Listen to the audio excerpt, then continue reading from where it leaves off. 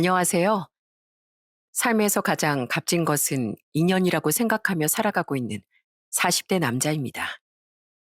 사람마다 살아가면서 중요하게 여기는 것들은 조금씩 차이가 있을 겁니다. 누군간 돈이 가장 중요하다고 할 것이고, 또 누군간 가족이 가장 소중하다고 하겠죠. 저는 돈도 중요하고 가족도 중요하다고 여기는 사람이지만, 무엇보다 사람 사이의 인연을 가장 중요하게 생각하는 사람입니다. 그렇게 여기며 살게 된 이유는 바로 소중한 제 친구 때문인데요. 오늘은 하나밖에 없는 소중한 제 친구에 대한 이야기를 하고 싶어 이렇게 사연을 보내게 됐습니다. 그럼 사연 시작해 볼게요. 저는 지극히 평범한 집안에서 나고 자랐습니다. 부모님은 맞벌이를 하셨고 지극히 평범한 가정이었어요. 초등학교를 무사히 졸업을 하게 된 전 교복을 입는 중학교에 진학했고 그곳에서 제 인생 가장 특별한 사람이 되어준 규진이를 처음 만나게 됐습니다. 바로 이 사연의 주인공이기도 하죠. 안녕하세요. 제 이름은 백규진입니다. 새학기 첫날 이름을 말하며 짧게 자기소개를 하던 규진인 정말 눈에 띄는 친구였어요. 덩치도 키도 또래 친구들보단 훨씬 큰 편이었고 인상도 무척이나 사나운 편이었기에 멀리서만 봐도 눈에 확 들어오는 친구였죠.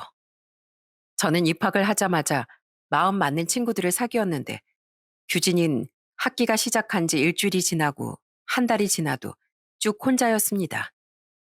그 모습이 괜히 신경이 쓰였던 전 조심스럽게 규진이에게 다가가 말을 걸었어요. 저기 안녕? 너 백규진 맞지? 왜 계속 혼자 있어? 우리랑 같이 놀자. 그런데 제가 이렇게 말하자 규진인 저를 마치 잡아먹을 듯 노려보기 시작했습니다. 와, 그 표정을 보는데 절로 뒷걸음질이 쳐지는 거예요. 내가 뭔가 말실수를 한 게 있나? 혼자서 시간을 보내고 있는데 내가 방해를 해서 화가 난 건가? 머릿속으로 정말 오만 생각을 다 하고 있을 때쯤 다른 친구가 절 데리고 자리로 돌아왔습니다. 그리고 제게 귓속말을 하더군요. 야, 너 쟤가 얼마나 무서운 애인 줄 알아? 무슨 소리야? 나도 소문으로만 들은 거라 자세히 모르는데 쟤네 부모님 엄청 무서운 사람이래. 그래서 제 심기를 조금이라도 건드리는 사람이 있으면 쥐도 새도 모르게 사라져 버린다나 봐. 규진인 모든 소문을 안고 다니는 친구였습니다. 어떤 친구들은 대놓고 규진이 근처에서 제가 어떤 애라더라 수군거리기도 했는데 규진이가 한번 쳐다보면 그 살벌한 눈빛에 다들 입을 다물어 버리곤 했어요. 저는 규진이에 대해 조금 더 알고 싶었어요. 다른 친구들은 다가가지 말라고 이런 애다 저런 애다 라는 말을 했지만 결국 소문은 소문일 뿐이고 증명된 건 아무것도 없었으니 제가 피해야 할 이유도 없다 싶었죠. 그래서 다시 한번 용기 내어 말을 붙였지만 돌아오는 건 냉랭한 반응뿐이었습니다. 나한테 말 걸지 마. 뭔가 마음을 열고 다가가 보려고 열심히 노력했지만 규진인 끝까지 마음을 내주지 않았어요. 친구들은 규진이와 친해지려고 애쓰는 절 이해하지 못했어요. 야, 왜 자꾸 쟤한테 말을 걸려고 해? 소문은 말 그대로 소문일 뿐이잖아. 알고 보면 또 마음 착하고 좋은 친구일 수도 있는 거고. 무엇보다 혼자 외롭게 있는 모습이 계속 눈에 밟혀서 다가가고 싶었고 친구가 되어주고 싶었습니다. 중학교를 같이 나온 저흰 우연찮게 고등학교까지 함께 진학을 하게 됐어요. 게다가 첫 학기에 또 같은 반이 됐더라고요. 이 정도면 인연이지 않을까 싶은 생각이 들었습니다. 고등학교에 진학하고 나서도 규진인 여전히 혼자였고 말을 걸려고 다가가는 절 밀어내기만 할 뿐이었어요. 그렇게 학교 생활에 적응하며 지내던 어느 날 수업을 끝내고 하교를 하던 길에 근처 분리수거장 쪽에서 이상한 소리가 들려오는 거예요. 이 늦은 시간에 대체 무슨 소리지? 사람 소리 같긴 한데 밤이라 살짝 무섭긴 했는데 그날따라 소리가 들리는 쪽으로 가봐야겠다는 생각이 들더라고요. 그래서 큰맘 먹고 소리가 들리는 곳으로 가봤습니다. 그런데 그곳에서 펼쳐지고 있는 광경을 보게 된 전 너무 놀라 입을 틀어막을 수밖에 없었어요. 그곳엔 저희 학교 교복을 입은 불량한 아이들과 규진이가 있었습니다. 그 불량한 친구들은 규진이를 괴롭히고 있는 것 같았어요. 어깨를 툭 밀치기도 했고 지갑 안에서 돈을 빼내고 있기도 하더라고요. 이 광경을 보고 어떤 사람이 그냥 지나칠 수 있겠어요? 저는 어떻게 해야 할까 고민을 하다 목을 몇 번 다듬고선 어른인 척 연기를 하며 이렇게 소리를 질렀습니다. 학교 끝났으면 후딱 집에 갈 것이지. 여기서 뭣들 하고 있는 거야? 너희 몇 학년 몇 반이야? 나름 낮은 톤으로 소리를 지르자 규진이를 둘러싸고 있던 불량한 아이들은 마치 바퀴벌레가 숨는 것처럼 너나 할 것 없이 후다닥 도망치기 시작했어요. 소란스러웠던 그곳엔 정적이 감돌았고 그 아이들이 모두 사라진 걸 확인한 다음 저는 규진이에게 다가가 손을 내밀었습니다. 괜찮아? 넌 키도 크고 덩치도 큰 녀석이 왜 꼼짝없이 당하고만 있냐? 그냥 주먹 한번 휘둘러 버리지. 여기 이 지갑도 네 거 맞지? 쟤네들이 네 돈도 뺏으려고 했어? 너 걔네들 얼굴 다 기억해? 명찰은 제대로 봐뒀어? 아, 너무 어두워서 제대로 못 봤으려나?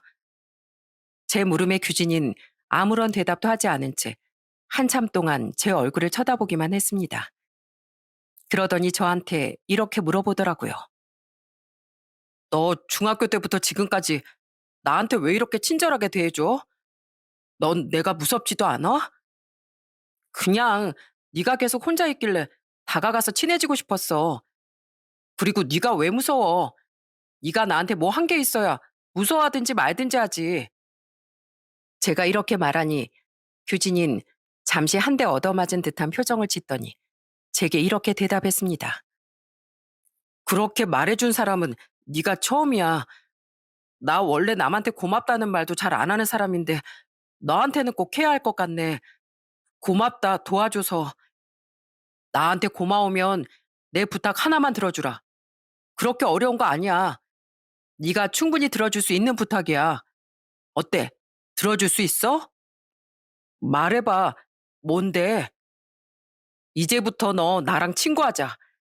나 중학교 때부터 지금까지 쭉 너한테 친구하자고 말했던 거 알지? 앞으로 등하교도 나랑 같이 하고 가끔은 나랑 맛있는 것도 먹으러 다니자. 나 너랑 친구하고 싶어. 친구해주라. 규진인 제 말을 듣고 한참 동안 웃더니 이내 고개를 끄덕였습니다. 그렇게 그 다음 날부터 저와 규진인 친구가 됐어요. 중학교 때부터 고등학교에 들어와서도 꾸준히 친구가 되자고 손을 내밀었는데 그 노력이 이제야 빛을 발했다 싶더라고요. 반에 들어오면 어색하게나마 인사를 나누기도 하고 공부를 하다가 모르는 게 있으면 제게 물어보러 오기도 하고 때로는 같이 음료수를 마시면서 하교를 하기도 하고 그저 다가갈 수 없을 것만 같던 저희의 관계가 가까워지던 무렵쯤 규진인 남들에겐 해주지 않았던 본인의 이야기를 처음으로 제게 털어놓기 시작했습니다. 이 얘기 다른 사람한테 한 번도 해준 적 없어. 너한테 처음으로 하는 거야. 난 할머니랑 둘이서 살았어. 엄청 어렸을 때 부모님께서 사고로 돌아가셨거든. 친척들은 부모님을 여의고 고아가 된 내가 불쌍하다고 했지만 그래도 난 괜찮았어. 내 보호자가 되어줄 할머니가 계셨고 할머니는 혼자 남은 날 위해서 모든 걸 다 해주시는 분이셨으니까 내 스스로가 불쌍하다고 불행하다고 생각해 본 적이 없어. 그런데 다른 친구들 눈엔 그게 아니었나 봐. 그저 부모님이 안 계신다는 이유 하나만으로 난 8살 때부터 쭉 따돌림을 당했어. 난 정말 터무니없는 네 소문들을 많이 들었었는데 그럼 대체 그런 말도 안 되는 소문들은 누가 다 퍼뜨리고 다닌 거야? 날 혼자로 만들면 한 번이라도 울거나 힘들어하거나 그런 모습을 보여야 하는데 혼자 있음 혼자 있는 대로 아무렇지 않게 행동하는 게 다른 친구들 입장에선 마음에 안 들었었나 봐. 아마 그런 애들이 퍼뜨리고 다닌 거겠지. 부모님이 안 계신다는 말이 아니라 애들이 더 날 피할 수 있고 꺼릴 수 있게 과장해서. 사실 나도 알고 있었어. 나에 대한 근거 없는 소문들이 떠돌고 있다는 걸. 근데 또 이상하게 바로잡기가 싫더라고. 어차피 내가 아니라고 이야기해봤자 안 믿을 게 뻔했으니까. 왜 그런 말 있잖아. 사람은 자기 듣고 싶은 대로만 듣고 보고 싶은 대로만 본다고. 그렇지. 그런 말도 안 되는 소문들 때문에 너 많이 힘들었겠다. 할머니랑 같이 산다는 이유만으로 그런 소문을 퍼뜨리다니. 그때부터 난 내 스스로에 대한 방어 기제가 좀 생겼던 것 같아. 그냥 사람과의 관계에서 완전히 선을 긋고 살았었지. 나한테 먼저 다가와 준 너도 다른 사람들이랑 다를 바 없을 거라고 생각했었어. 그런데 내가 한참 잘못 생각했던 것 같아. 너랑 친해지고 나서부터 말도 많이 하게 되고, 웃기도 많이 웃게 되고, 이럴 줄 알았으면 중학생 때부터 너랑 친구하는 거였는데, 이제야 친해지게 돼서 좀 아쉽네. 규진이가 여태까지 왜 그렇게 무표정으로 다녔는지, 왜 사람들의 무수한 억측과 상상 속에서도 입을 꾹 다물고 있었는지에 대해 알고 나니 괜히 마음이 쓰라려 오더라고요. 그래도 저로 인해 마음을 조금이나마 열게 됐고, 이전보다 많이 웃고 말도 많이 하게 되어 참 다행이라는 생각이 듦과 동시에 규진이에게 다가간 제 스스로가 기특하게 느껴지기도 했습니다. 저와 규진이는 시간이 지나면 지날수록 더 가까워졌어요. 저희 부모님이 맞벌이를 하고 계셨기에 가끔 일찍 학교를 마치는 날이면 저희 집에 함께 가서 라면을 끓여 먹기도 했고, 시험이 끝나면 같이 시내에 나가 맛있는 것도 사 먹곤 했죠. 그러던 어느 날 규진이가 제게 이렇게 말을 꺼내더군요. 너 오늘 시간 괜찮으면 우리 집 갈래? 에? 너희 집을 가자고? 갑자기? 별건 아니고 우리 할머니가 널 보고 싶어 하셔서. 너도 알다시피 내가 학창 시절 시작하면서부터 내내 혼자였잖냐. 그런데 내가 요즘은 집에만 가면 할머니한테 네 얘기를 하니까 할머니가 많이 궁금하신가 봐. 우리 손주랑 노는 친구가 어떤 친구인지 얼굴 한번 보고 싶다면서 데리고 오라고 하시더라고. 오, 할머니께서 날 궁금해 하신다고? 에이, 그럼 내가 당장에 인사를 드리러 가야지. 저는 하교 후 곧바로 규진이가 살고 있는 집으로 향했습니다. 규진이는 지어진 지 조금 오래된 낡은 빌라에서 할머니와 둘이 살고 있었어요. 집에 들어서자마자 보이는 건 할머니와 함께 찍은 사진들과 여기저기 걸려있는 개근상과 같은 상장들이었어요. 그렇게 집안을 천천히 둘러보고 있을 때쯤 방문이 열리고 할머니 한 분이 나오셨습니다. 저는 할머니께 정중히 인사를 드렸고 할머니께선 절 보자마자 반갑게 맞이해 주셨어요. 규진아, 새로 사귀었다는 친구가 이 친구야? 네, 맞아요, 할머니. 되게 멋있게 생겼죠? 우리 규진이만큼이나 잘생긴 친구로구나. 어서 와라. 배고프지? 할미가 떡볶이 만들어 놨는데 떡볶이 좋아하니? 와, 저 떡볶이 엄청 좋아해요. 주시면 엄청 잘 먹을 자신 있어요. 할머니께선 방긋 웃으시며 저희에게 떡볶이를 차려주셨습니다. 할머니가 만들어주신 떡볶이는 무척이나 달콤하고 맛있어서 몇 그릇이라도 먹을 수 있을 것만 같았어요. 할머니는 떡볶이를 맛있게 먹고 있는 저와 규진이의 모습을 보면서 이렇게 말씀하셨습니다. 우리 규진이가 워낙에 낯가림도 심하고 친구 이야기를 안 하다 보니 걱정을 많이 했었는데 이렇게 성격도 밝고 좋은 친구를 사귀고 이제 내가 마음을 좀 놔도 되겠네. 죄송해요, 할머니. 좀 더 빨리 인사드렸으면 좋았을 텐데 규진이랑 친해진 지 얼마 안 돼서 이제야 인사드리게 됐어요. 얘가 얼마나 낯을 가리던지. 어휴, 저희 중학교 3년 내내 같은 반이었는데 친해지고 싶어서 제가 다가가면 눈을 이렇게 막 뜨면서 야, 나한테 말 걸지 마. 뭐 이렇게 말하던 거 있죠? 어우, 그 눈빛이 얼마나 무섭던지. 아이고, 우리 규진이가 정말 그랬어?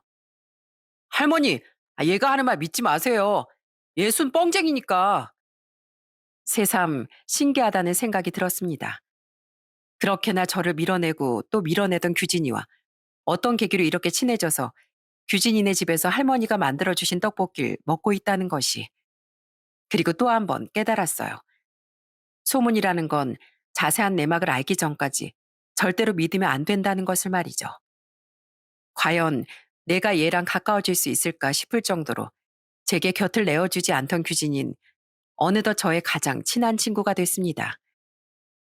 함께한 지 꽤 긴 시간이 흐른 어느 날, 규진이가 약간 쑥스럽다는 듯 제게 이렇게 말을 꺼냈어요. 난 너한테 평생 고마워하면서 살아야겠다. 네 덕분에 너무 많은 게 변했어.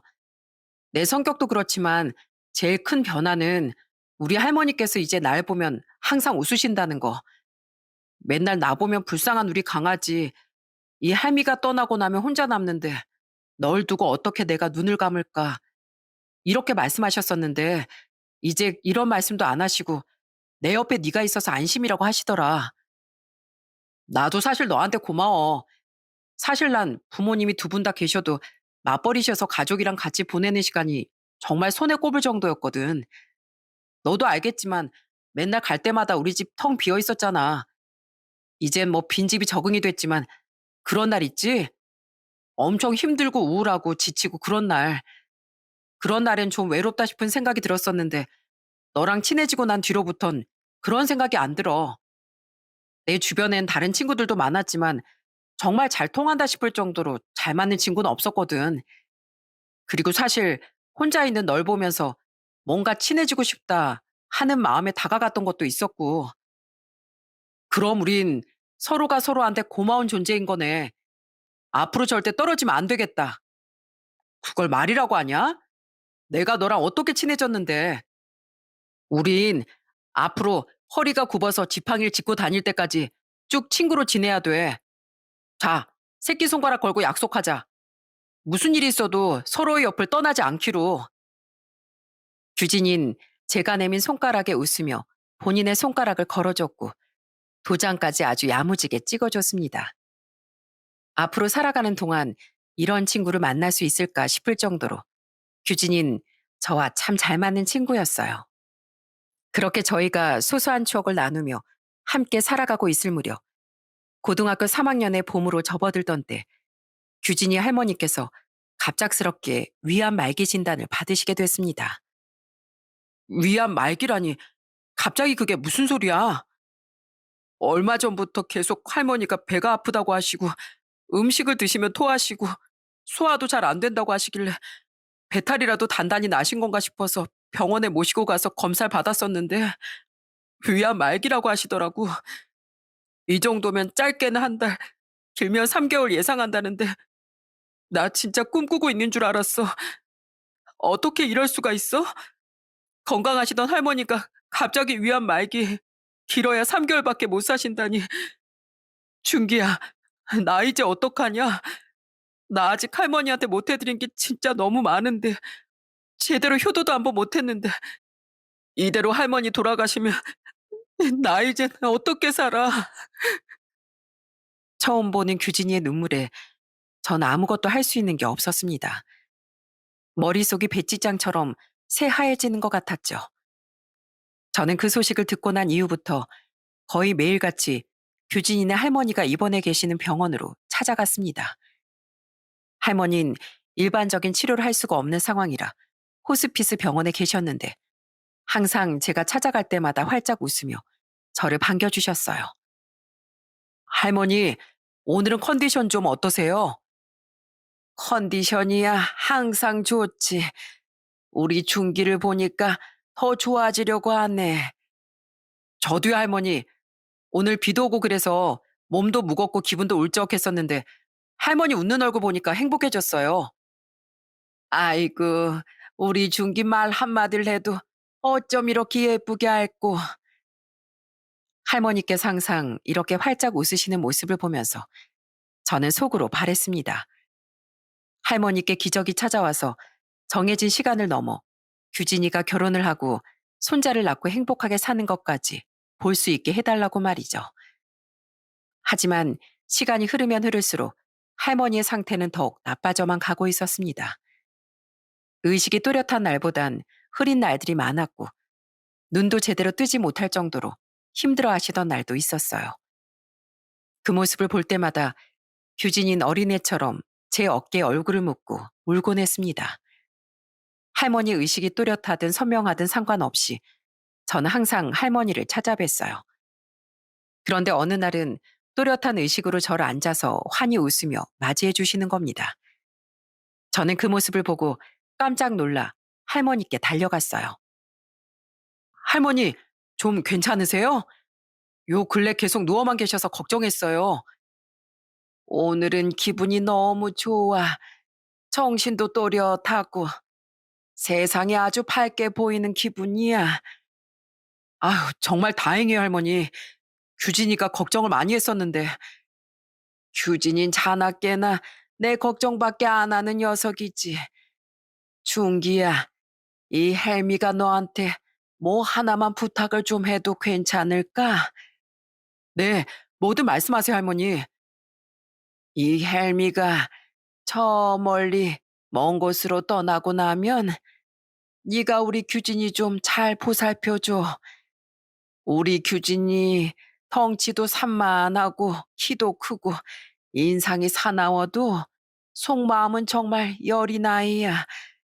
상처도 잘 받고 중기 네가 규진이 옆에 있어준다고 약속한다면 나도 마음 놓고 편히 눈을 감을 수 있을 것 같구나. 이 할미 부탁 들어줄 수 있을까? 당연하죠, 할머니. 저희 늙어서 백발 할아버지가 되더라도 친구하기로 새끼손가락까지 걸고 약속했는걸요. 제가 옆에서 규진이 잘 챙길게요. 우리 준기가 있어서 이 헬미가 마음 편히 눈을 감을 수 있을 것 같구나. 규진이 옆에 있어줘서 정말 고맙다. 고마워. 할머니는 거칠거칠한 손으로 제 뺨을 어루만져 주셨습니다. 그리고 그 부탁이 할머니께서 제게 남긴 마지막 유언이 됐어요. 알고 보니 말기암 환자들은 임종을 앞두고 정신이 또렷해진다고 하더라고요. 할머니께선 당신이 떠날 것을 직감하시고 제게 마지막으로 그런 말을 남기신 것이었죠. 할머니는 다음날 새벽 주무시듯 조용히 세상과 작별하셨습니다. 할머니의 장례를 치르는 내내 전 계속해서 규진이의 옆을 지켰습니다. 실컷 울 수 있게끔 곁을 내주고 옆에서 손도 잡아주고 찾아오는 조문객들도 하나하나 챙기며 가족처럼 옆을 지켰어요. 그리고 장례가 끝나고 일상으로 돌아온 어느 날 규진인 벼랑간 제게 이런 말을 꺼내더라고요. 나 대학 안 가고 그냥 지방으로 내려가서 일하려고. 갑자기 그게 무슨 소리야? 대학을 안 가겠다니. 그리고 일을 한다고 해도 여기 살 것이지. 왜 지방까지 내려가겠다고 그래? 너 지방에 아는 사람은 있어? 없잖아. 연고도 없는 곳에서 어떻게 일을 하려고 그래?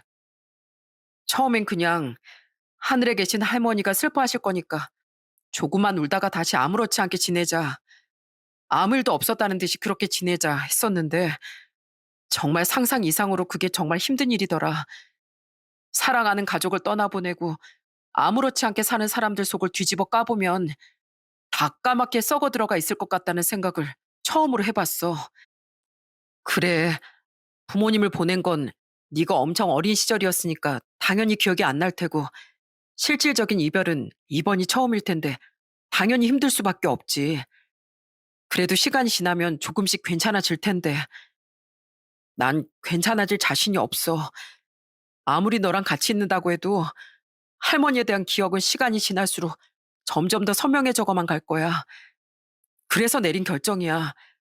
지금 살고 있는 이 집은 졸업과 동시에 내놓고 그냥 멀리 떨어진 지방으로 가서 일하면서 살기로 마음먹었어.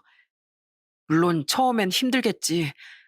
의지할 수 있는 가족도 없고 유일한 친구인 너도 없으니까. 그래도 계속 할머니와의 추억이 남아있는 공간에서 할머니 얼굴을 보고 그리워하면서 하루하루 눈물 짓는 것보단 차라리 그게 나을 것 같다 싶었어. 그렇게 잠시 멀어진 채로 지내다 보면 언젠간 할머니를 떠올렸을 때 마음이 아프고 슬픈 게 아니라 웃음 지을 수 있는 날이 오겠지. 할머니의 부재로 파도처럼 밀려 들어오는 슬픔을 견뎌내기 힘들었던 규진이의 결정이었습니다. 저는 끝까지 같이 대학을 가자고 정 힘들면 차라리 나랑 같이 살자는 얘기까지 하고 싶었지만 이미 확고히 마음을 먹은 것 같아 가지 말라고 붙잡을 수도 없었어요. 떠난 사람과의 추억에 발목이 묶여 힘든 시간을 보내다 추억이 담긴 공간을 떠나는 사람들을 텔레비전 방송에서 덜어 보곤 했었는데 규진이도 아마 똑같은 상황인 것 같았어요.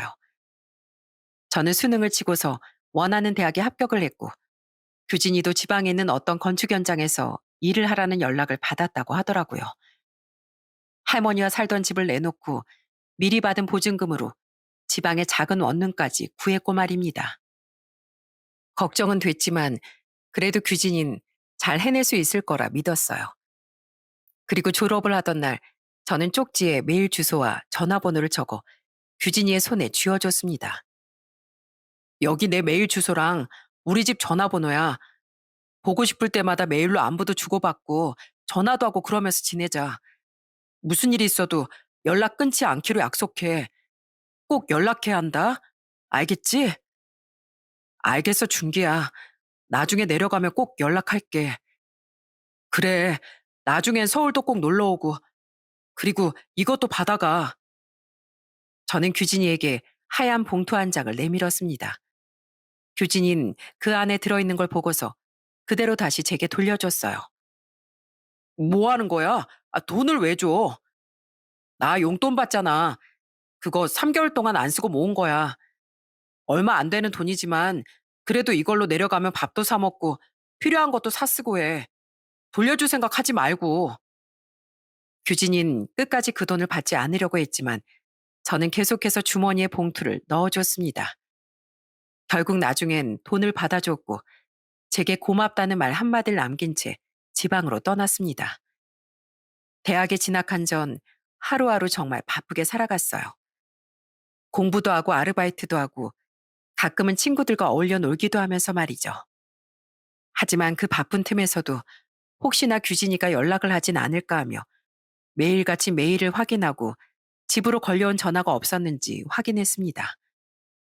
그런데 정말 야속하게도 지방으로 떠난 규진인 떠난 그날을 마지막으로 제게 어떠한 연락도 하지 않았어요. 어느 회사로 갔는지만 알아도 찾아가 보기라도 할 텐데 아는 것은 지역 하나뿐이었는데 제 아무리 지방이라고 할지라도 그 크기가 엄청나게 넓었던 데다 건축 현장도 한두 곳이 아니었기 때문에 무작정 찾아 나설 수도 없었습니다. 그리고 저는 매년 규진이 할머니 기일 때마다 산소로 찾아가 인사를 드렸는데 산소에도 찾아오지 않는 것 같더라고요. 저는 20대 후반쯤 대학을 졸업하고 사회생활을 시작했는데 30대 초반에 친구의 소개로 지금의 아내를 소개받아 결혼도 하게 됐습니다. 저희 부모님도 아주 마음에 쏙 들어할 정도로 착하고 순한 사람이었죠. 사랑스러운 아이를 낳고 온전히 가정을 꾸린 저는 30대 중반이 됐을 무렵 다니고 있던 회사를 퇴사하고 작은 스타트업 회사를 세우게 됐습니다. 갑자기 마음을 먹은 건 아니었고 첫 직장에서 배운 것들이 많았기에 배운 걸 기점으로 저만의 사업을 한번 꾸려보고 싶었어요. 그래서 저와 뜻이 맞는 사람들을 모아 작게나마 사업을 시작하게 됐습니다. 저는 저를 믿고 와준 직원들에게 이렇게 이야기했어요. 아무래도 처음 회사를 운영하는 거다 보니 많이 삐걱거리기도 할 테고 실수도 많이 할 테지만 함께라면 다 이겨낼 수 있을 거라고 믿어요. 앞으로 힘내봅시다. 스타트업을 운영한다는 건 정말 말처럼 쉬운 일이 아니었습니다. 정말 예상치 못한 일이 터지기도 했고 직원들 간에 사소한 갈등이 생기기도 했고 또 안정이 되지 않아서 고심하던 날들도 있었지만 딱 3년 정도가 지나고 나니 어느 정도 안정이 되더라고요. 그렇게 평범한 회사 대표로 살아가던 어느 날 모르는 번호로 전화가 한 통 걸려왔습니다.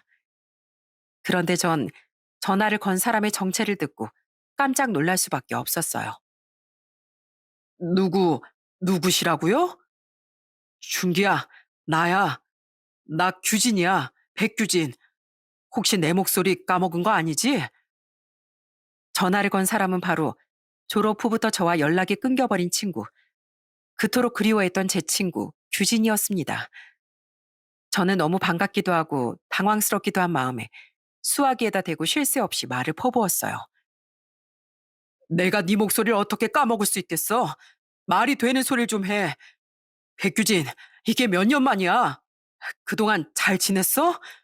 내 연락처는 어떻게 알았어? 당연히 잘 지냈지. 이번에 서울로 올라왔거든. 그래서 오자마자 우리가 살던 동네 갔다가 너 원철이 알지? 원철이 우연히 동네에서 만났는데 네 연락처를 알더라고. 그래서 연락처 받고 연락했지. 그래. 너무 반갑다. 연락해줘서 고맙다, 야. 그래, 너 오늘 시간 되니? 시간 괜찮으면 우리 얼굴 한번 볼 수 있을까? 오랜만에 얼굴도 보고 싶고 하고 싶은 말도 있고 해서. 당연하지. 우리 성인 되고 나서 술 한번 같이 먹은 적도 없잖아. 오늘 만난 김에 술 한잔 같이 하자. 내가 회사 주소 보내줄 테니까 7시쯤 오면 좋을 것 같은데. 괜찮아? 그래, 주소 보내줘. 내가 시간 맞춰서 갈게. 심장이 무척이나 빠르게 뛰었습니다. 18년 만에 만나는 친구라니.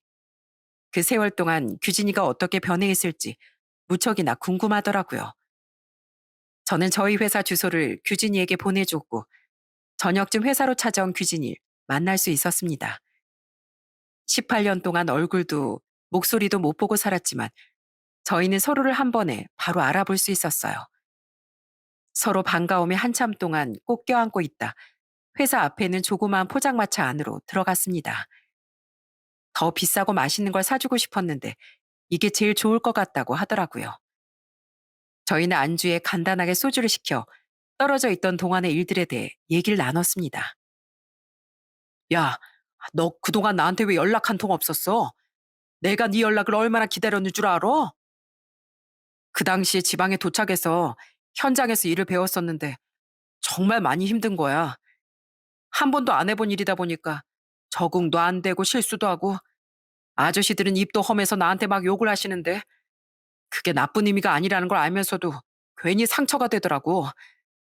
하루하루 엄청 지치는 거야. 몸도 마음도.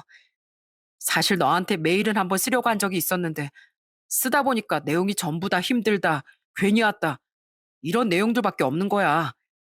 그 내용들 보면서 정신이 번쩍 들더라고. 학창 시절 내내 내가 너한테 알게 모르게 이렇게 의지만 하고 있었구나. 난 또 이렇게 타지까지 와서도 널 붙잡고 힘든 감정을 토해내는구나 싶은 생각에 자괴감이 들더라. 그래서 이젠 더 이상 너한테 기대지 말아야겠다고 생각했어. 그래서 내가 연락을 못했던 거야. 많이 서운했을 텐데 미안해. 그런 일이 있었구나. 난 네가 힘들다고 얘기하면 전부 다 들어줄 수 있는데 그래도 감정을 숨기고 살다 보니까 어느 정도는 괜찮아지더라고. 그러다 보니까 이제 나도 혼자서 내 감정을 다스릴 수 있구나 싶은 생각도 들었고 나중에서야 한번 연락해봐도 괜찮지 않을까 싶어서 봤는데 메일 주소고 집 전화번호고 싹 다 사라져 있더라고. 집을 이사 가면서 사라진 것 같더라고. 그리고 지금은 결혼해서 아내랑 7살짜리 딸도 있어. 너한테 너무 미안했어. 오랫동안 연락도 못하고 살았는데 혹시라도 날 원망하진 않을까, 나한테 서운하진 않을까, 날 더 이상 친구라고 생각하지 않으면 어쩌지? 이런 생각 때문에 차마 널 찾지도 못하고 그냥 내려가 버렸어. 이제야 찾아와서 미안하다. 에휴, 백규진답지 않게 진짜 별 걱정을 다 했네. 그래도 결혼도 하고 애도 낳았다니까 다행이다. 너대로 잘 지내고 있었구나. 나도 한동안 직장 생활하다가 결혼하고 나서 지금은 스타트업 하나 차려서 일하고 있어. 남 밑에서 일하면서 돈 벌다가 내가 사장 입장으로 일을 하려니까 좀 힘들긴 해도 나름 보람차게 살고 있다. 그런데 서울엔 어쩐 일로 왔어? 이제 다시 서울로 온 거야? 제가 서울로 온 거냐고 묻자마자 규진이의 표정이 급속도로 어두워지는 겁니다. 그래서 저는 걱정되는 마음에 무슨 일이 있냐고 물었는데 규진인 대답을 하지 못하고 계속해서 머뭇거리다 제게 이렇게 말을 꺼냈습니다. 준기야, 18년 동안 연락 한 통 없다가 갑자기 찾아와서 이러는 거 정말 예의가 아닌 거 아는데 혹시 나한테 3천만 원만 빌려줄 수 있어? 3천만 원? 아니, 갑자기 3천만 원은 왜? 사실 지금 우리 딸이 많이 아파. 백혈병인데 서울에서 치료받는 게 훨씬 좋다고 해서 이렇게 서울에 와서 지내고 있어. 그런데 앞으로 치료도 계속 받아야 하고 병원비도 내야 하는데 지금 돈이 모자라서 내지도 못하고 있어. 2천만 원은 보험비로 지원받아서 어찌저찌 해결했는데 나머지 3천만 원은 대출도 안 나오고 빌려줄 사람도 없고 해서 염치 없지만 마지막 동아줄 잡는 심정으로 너한테 찾아와서 이렇게 부탁하는 거야. 연락 한 통 없다가 오랜만에 와서 하는 말이 돈 빌려달라는 말이라니. 미안하다 정말. 규진인 고개를 푹 숙이며 눈물을 흘리기 시작했습니다. 그제서야 규진이의 모습이 눈에 들어오기 시작하더군요. 허름한 옷차림하며 이전과는 다르게 살도 많이 빠진 상태였어요. 오죽 급했으면 18년 동안 연락을 하지 않고 지내던 제게 연락을 해 이렇게 눈물을 흘리며 부탁하겠나 싶은 마음에 안쓰럽기도 하고 아픈 딸을 보면서 얼마나 마음이 아플까 하는 생각도 들어 저는 흔쾌히 그 돈을 빌려주기로 마음을 먹었습니다. 그런 일이 있었으면 좀 더 빨리 말을 하지. 3천만 원 빌려줄게. 계좌 불러. 저, 정말이야? 정말 빌려줄 수 있어? 그럼 다른 사람 부탁도 아니고 백규진 부탁인데 못 빌려줄 게 뭐가 있냐? 나한테 찾아와서 이렇게 말해줘서 고맙다 규진아. 그래도 이렇게 힘들 때 내가 힘이 되어줄 수 있어서 좋네. 준기야, 정말 고맙다. 내가 무슨 일이 있어도 달마다 꼬박꼬박 돈 갚아 나갈게. 그리고 이렇게 염치 없는 부탁해서 정말 미안하다. 당연히 힘들면 돕고 살아야 하는 게 맞는 거잖아. 그리고 앞으로는 연락 끊지 말고 아무리 바쁘더라도 문자나 전화 정도는 하고 살자. 알겠지? 규진이 눈물을 닦으며 고개를 끄덕였어요. 다른 사람들은 18년 만에 연락해서 한다는 말이 고작 돈을 빌려달라는 말이냐 하면서 뭐 저런 사람이 다 있나 싶으실 수도 있지만 저는 이렇게라도 연락을 해준 것이 그저 고마웠어요. 그 후 저는 규진이에게 약속했던 대로 3천만 원을 보내줬고 규진이는 그 돈을 달마다 50만 원씩 조금씩 갚아나가기 시작했습니다. 그리고 한 번은 딸을 보러 오라고 하길래 병원에 다녀온 적도 있었어요. 처음 보는 친한 친구의 딸은 무척이나 작고 귀여웠어요. 작은 체구에 온갖 주사며 기계들이 주렁주렁 달려있는 걸 보니 마음이 많이 아프더라고요. 그래도 무척이나 해맑은 모습이 참 예뻤습니다. 규진이 딸은 저를 처음 보자마자 이렇게 물었어요. 아저씨는 누구세요? 어, 이 아저씨는 아빠 제일 친한 친구야. 예빈인 삼촌이라고 부르면 돼. 중기 삼촌. 예빈이가 잘 치료받을 수 있도록 도와주신 삼촌이야. 우와, 정말요? 예빈이 아야한 거 치료받을 수 있게 해주셔서 감사합니다. 그래, 우리 예빈이 아파도 엄청 씩씩하고 밝아 보여서 이 삼촌이 기분 엄청 좋아지려고 하네. 앞으로도 그렇게 씩씩해야 돼. 그리고 얼른 병도 싹 물리치자. 알겠지? 저는 예빈이의 머리를 두어 번 정도 쓰다듬어주고 병실을 나섰고 규진인 절 보며 이렇게 말했습니다. 이 덕분에 우리 예빈이 문제없이 치료 잘 받을 수 있었어. 별다른 부작용 없으면 앞으로 지켜보면서 외래 진료로 돌릴 수 있을 거래. 전부 다 네 덕분이야. 너 아니었으면 정말 어떻게 됐을지 아주 끔찍하다. 진심으로 고맙다 준기야. 아니야, 고맙긴 뭘. 내 덕분에 예빈이가 치료를 잘 받을 수 있었다니까 다행이네. 너랑 아내분도 정말 고생 많았어. 원래 아픈 사람도 고생이지만 그 옆에 있는 사람들도 고생이라고 하잖아. 우리 딸만 나을 수 있다면 이 정도 고생쯤이 얼마든지 할 수 있어. 우리 가족 행복은 네가 찾아준 거나 마찬가지야. 내가 앞으로 정말 잘할게 준기야. 돈도 늦지 않게 갚아 나갈게. 규진 다시 한번 제게 고맙다는 인사를 건넸습니다. 그리고 꾸준히 제 통장으로 돈을 보내줬고 꾸준히 저와 연락을 하면서 지냈어요. 그동안 연락이 끊겼던 친구와 이렇게 자연스럽게 연락이 이어지니 기분이 정말 좋더라고요. 그런데 돈을 빌려준 지 1년이 되던 무렵쯤부터 규진이와 갑자기 연락이 또 끊겨버린 겁니다. 연락은 끊겼는데도 규진인 제게 매달 50만 원씩을 보내왔어요. 제가 아무리 휴대폰으로 연락을 해봐도 전화긴 꺼져 있었어요. 돈이 어떻게 되든 상관없었지만 혹시라도 그때처럼 무슨 일이 생긴 건 아닌가 걱정이 되더라고요. 전화를 아무리 걸어도 받지 않았고 문자를 해도 받지 않았고 마치 그날처럼 갑자기 사라져버린 규진이 때문에 또 걱정이 생겨났습니다. 그래서 전 규진이의 딸이 입원해 있던 병원으로 찾아갔어요. 거기에서 전 청천벽력 같은 소리를 듣고 말았습니다. 규진이의 딸이 하늘나라로 갔다는 소식이었죠. 온몸에 힘이 빠지고 그냥 주저앉게 되더군요. 너무나 예쁜 아이였고 규진이에겐 전부였는데 그 딸은 그렇게 규진이를 떠나고 만 거였습니다. 딸을 떠나보내고 규진이는 그렇게 잠적을 한 것 같았어요. 지금쯤 얼마나 고통을 받고 있을까, 얼마나 울고 있을지 생각을 하니 저는 오열할 수밖에 없었습니다. 전 매일 아침마다 휴대폰을 확인했어요. 언제 규진이한테 또 연락이 왔을지 모르는 일이었으니까요. 그렇게 시간이 흐르고 흘러 5년이 지났을까요? 그토록 기다리던 규진이에게서 연락이 왔습니다. 규진인 제게 마지막 갚기로 한 50만 원의 돈과 500만 원의 돈을 더 보내왔어요. 저는 통장에 찍힌 금액을 보고 놀라지 않을 수 없었습니다. 5년 동안 3천만 원이란 돈을 갚기도 힘들었을 텐데 그 힘든 역경 속에서도 돈을 보내준 규진이를 생각하니 고맙기도 하고 한편으로 가슴이 짠하기도 하더군요. 그런데 왜 500만 원을 더 보냈는지 이해할 수 없었어요. 전 규진이가 돈을 보내며 제게 보낸 장문의 문자를 읽기 시작했습니다. 친구야, 갑자기 이렇게 연락 끊겨서 많이 놀랐지? 사람과 사람 사이엔 돈 거래가 가장 중요하다고 해서 너만 잃고 싶지 않아서 매달 꼬박꼬박 돈을 보냈어. 그리고 500만 원은 이자라고 생각해줘. 네 덕분에 우리 예빈이가 치료 잘 받을 수 있었고 희망을 가질 수 있었어. 네가 빌려준 3천만 원은 내게 정말로 큰 힘이 됐다.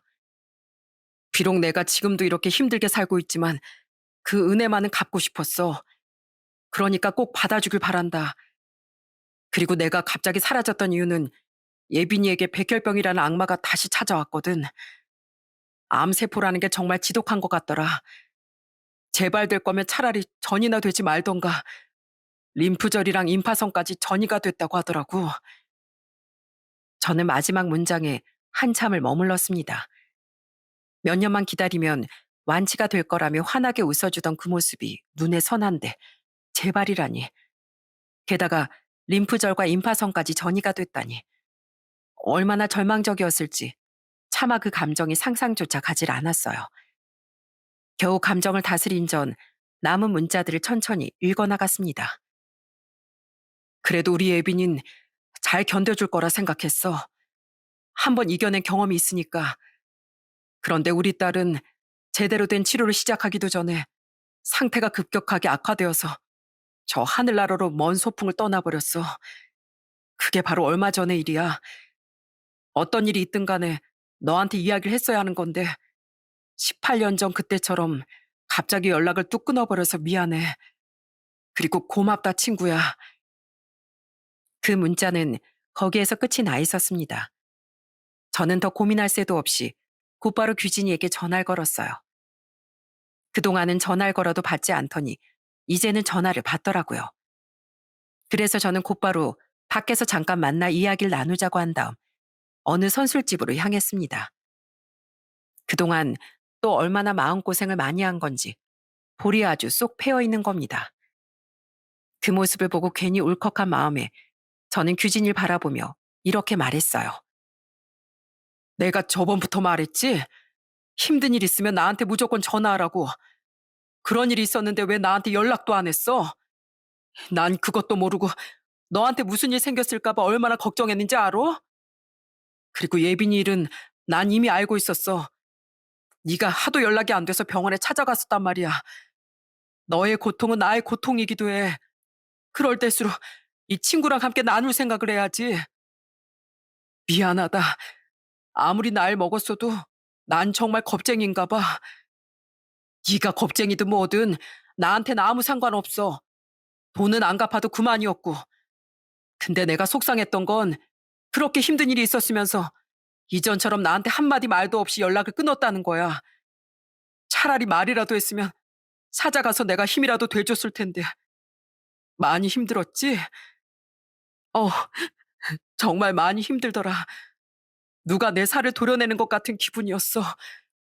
부모를 잃은 자식은 고아라고 하고 자식을 잃은 부모를 부르는 이름은 너무 고통스러워서 그 이름조차 없다더니 그 말이 무슨 말인지 알겠더라고.